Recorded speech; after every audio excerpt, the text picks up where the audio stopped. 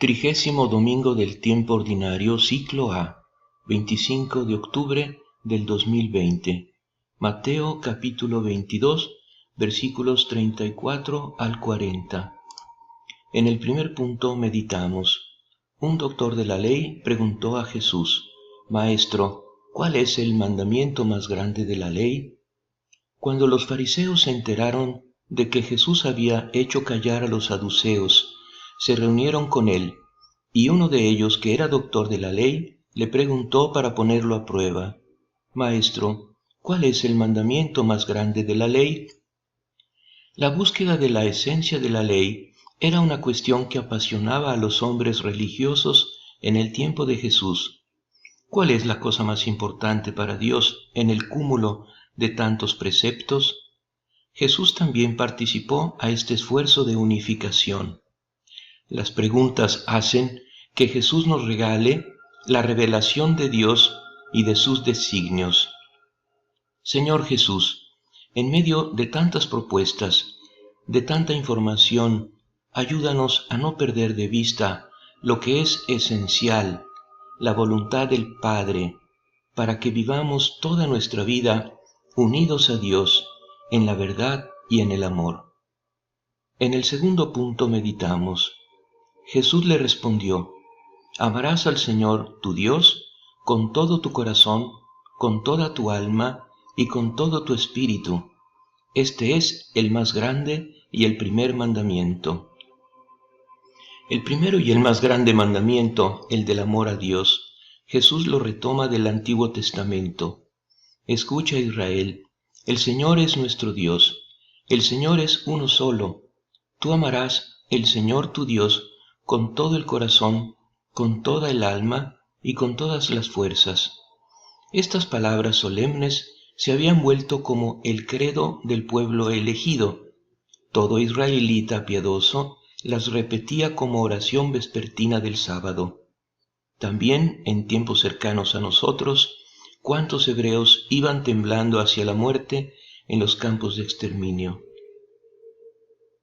Espíritu Santo, creemos que existes con más certeza de la que tenemos de nuestra propia existencia, pues tú eres Dios eterno. Danos un corazón nuevo para amar a Dios, trino y único, con todas nuestras fuerzas, sobre todas las cosas, en todo tiempo y lugar, en tiempos de alegría y de tribulación, y a expresar este amor con nuestras obras y palabras. En el tercer punto meditamos. El segundo es semejante al primero. Amarás a tu prójimo como a ti mismo. De estos dos mandamientos dependen toda la ley y los profetas. La gran novedad de Jesús está en el segundo mandamiento. Amarás a tu prójimo como a ti mismo. Este también había sido formulado en el Antiguo Testamento, en el libro de Levítico.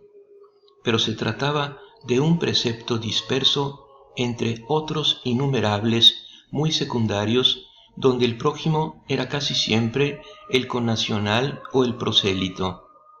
Con Jesús, el prójimo adquiere una dimensión universal.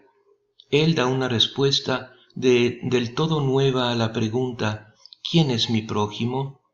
En la parábola del samaritano, el prójimo es uno que, en el plano étnico y político, es un enemigo y religiosamente un hijo de las tinieblas.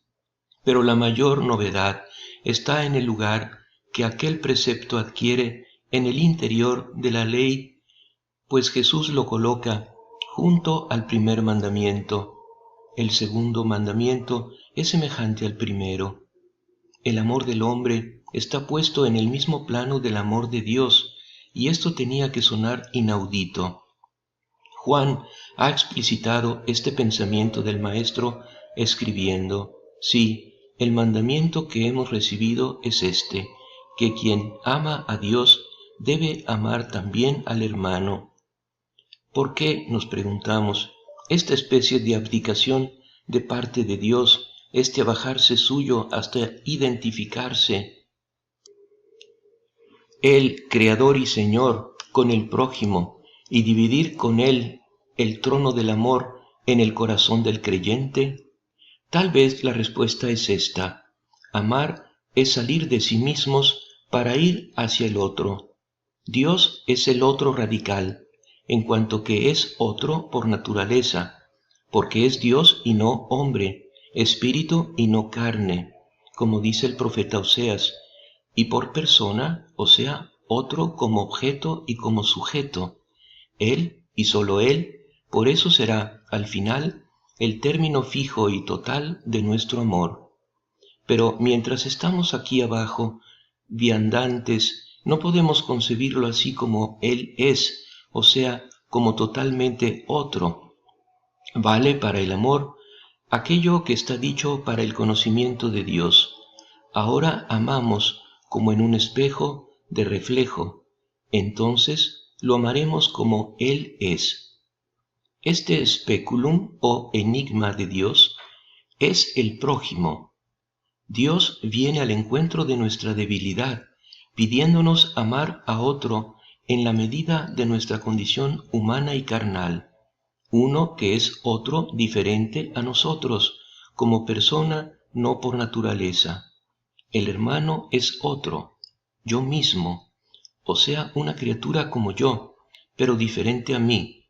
Por esto Dios me manda amarlo como a mí mismo y dice que el segundo mandamiento es semejante al primero. Este es homogéneo en continuación con el primer mandamiento. No se coloca al lado, sino adentro del primero.